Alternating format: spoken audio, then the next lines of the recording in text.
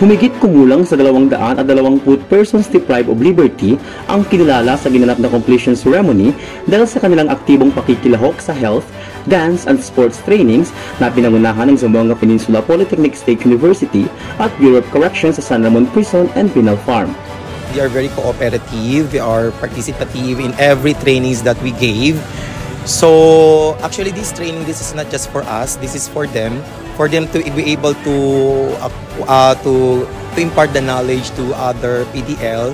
Like just for example, for the officiating, we train them how to officiate, for them to be able to officiate in the near future for the upcoming leagues, or for the personal hygiene and for the dance fitness, they will be able to teach other PDL. Sa huling araw ng pagsasanay, ginanap ang championship match ng volleyball at basketball sports at nagkaroon ng oportunidad ang mga PDLs na makipaglaro sa kanilang mga tagapagsanay.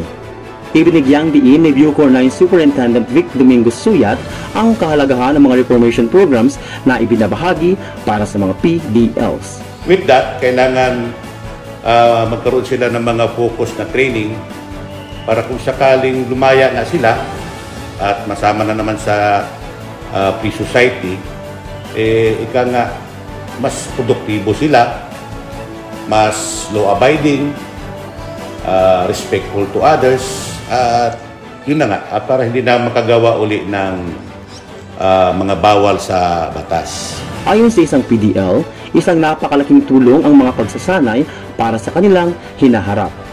I'm so lucky na nakagrab ako, na took advantage ko talaga itong opportunity na to because I know na paglabas ko dito sa facility na to, magagamit ko. Nagpahayag din ito ng lubos na pasasalamat sa universidad sa mga kaalaman na ibinahagi nito sa bilangguan. I would like to extend my sincere gratitude to them. We felt the willingness na maturuan kami, na pag-share nila sa kanilang knowledge, sinare talaga nila. I mean, I was so attached.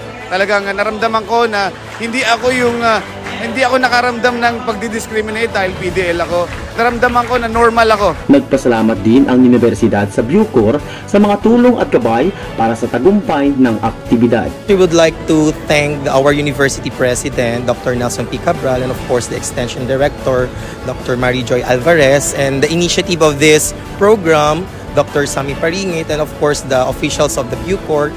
Thank you very much for the help and for guiding us. Ang universidad sa pamamagitan ng Extension Management Office ay magpapatuloy sa paghatid ng dekalidad na serbisyo para sa ikabubuti ng mga persons deprived of liberty.